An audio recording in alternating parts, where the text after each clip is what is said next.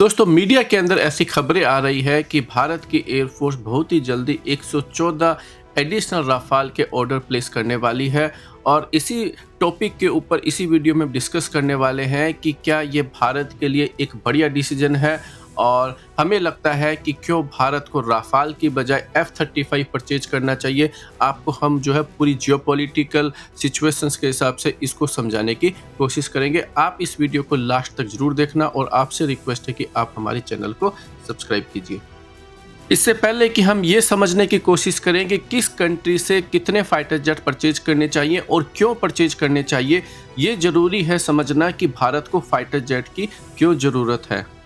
आइए अब नज़र डालते हैं कि भारत को फाइटर जेट्स की क्यों ज़रूरत है। तो सबसे पहली बात यह है कि भारत के जो स्क्वाड्रन नंबर्स हैं वो हिस्टोरिकली लो चल रहे हैं।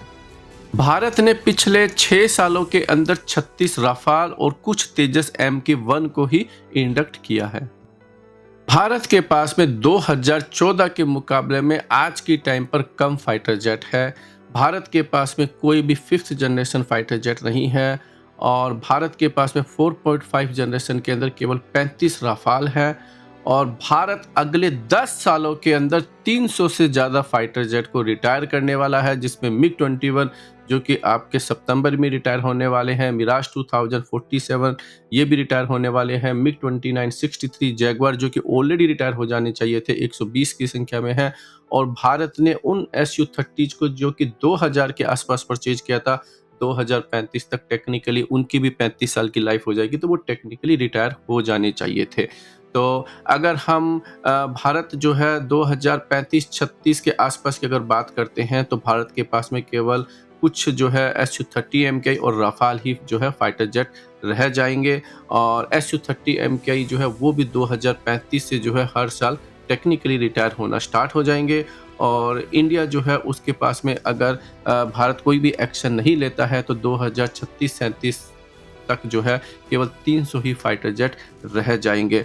और इसमें सबसे बड़ी चीज़ ये है दोस्तों कि भारत अगर मिराज 2000 या MiG-29 इन सब को उड़ाया जा सकता है, लेकिन फिर जो है ये एक्सीडेंट का शिकार होते रहेंगे जैसे कि हमारे MiG-21 है। तो टेक्निकली जो है ये भारत की एयरफोर्स की रियल सिचुएशन है। इससे आपको ये पता लग जाता है कि भारत को जो है बहुत ही जल्दी से जल्दी एक कैपेबल फाइटर जेट को परचेज करना चाहिए। और अगर हम अपने चाइना और पाकिस्तान पड़ोसी देशों की बात करते हैं तो चाइना के पास में 300 से ज़्यादा J-20 5th generation fighter jets अभी जो है अवेलेबल है। चाइना ने अपने दूसरे 5th जनरेशन फाइटर जेट के ऊपर भी काम कर रहा है और उस अपने 6th जनरेशन फाइटर जेट की टेस्टिंग भी स्टार्ट कर दी है। चाइना के पास में कम से कम 2035 तक 1000 5th जनरेशन फाइटर जेट होंगे। ये एडिशन टू दी 3rd और 4th जनरेशन फाइटर जेट्स के अलावा है। नाउ पाकिस्तान जो है उसके पास में पहला 5th जनरेशन फाइटर जेट 2029-30 तक आ जाएगा। और वहीं जो है उसके पास में 2 टाइप के 5th जनरेशन फाइटर जेट होंगे, एक चाइना से और दूसरा टर्की का जो कान फाइटर जेट है वो उसकी एयरफोर्स में होंगे। अब आइए समझने की कोशिश करते हैं कि भारत को कौन सा फाइटर जेट परचेज करना चाहिए। आइए समझते हैं। सबसे पहले देखिए राफाल एक 4.5 जनरेशन का फाइटर जेट है, वहीं जो F-35 है वो एक 5th जनरेशन फाइटर जेट है और दुनिया का सबसे बढ़िया फाइटर जेट है।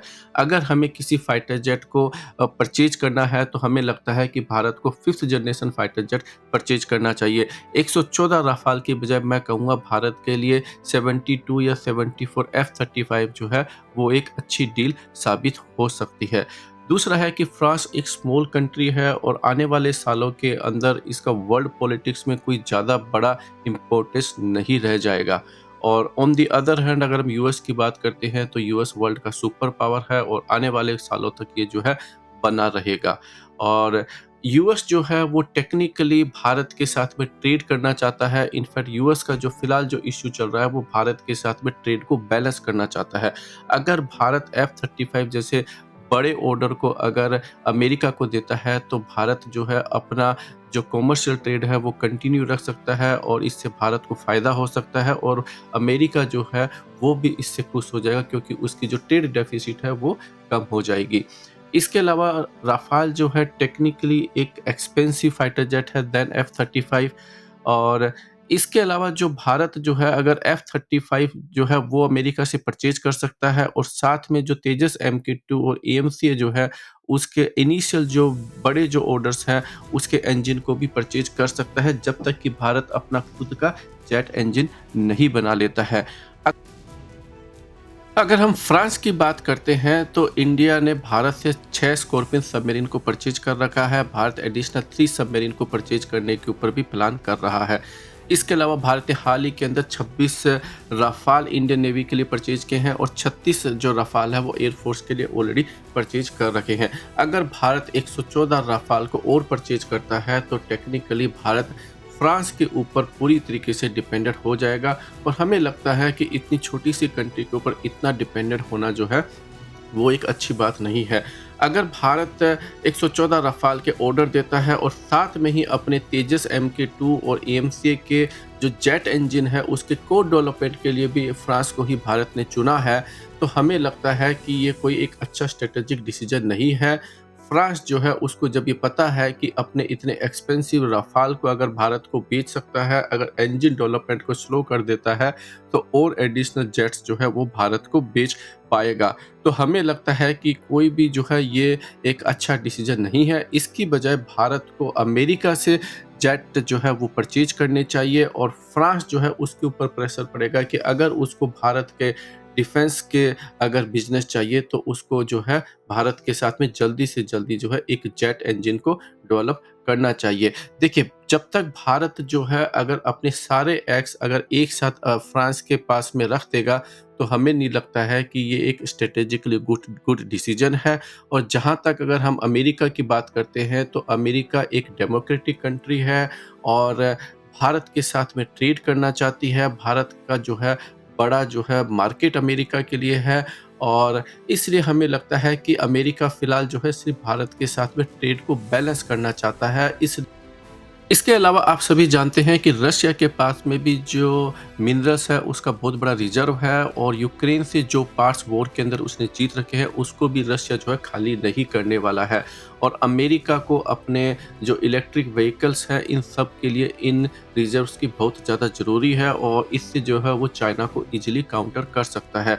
अगर अमेरिका और रशिया के रिलेशन इम्प्रूव होते हैं तो भारत के लिए अच्छी खबर है।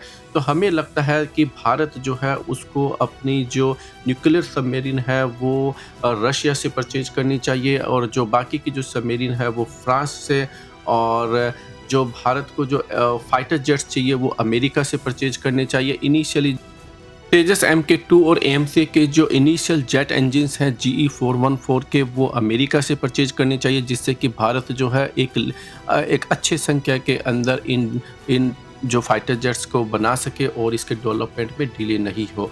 और फ्रांस के साथ में इंजन का कोड डेवलपमेंट करना चाहिए और जो बाकी की जो सबमरीन्स हैं वो जो है फ्रांस से इंडिया परचेज कर सकता है। तो हमें लगता है कि भारत को इस तरीके से अपनी जियोपॉलिटिकल सिचुएशन के हिसाब से परचेज करनी चाहिए।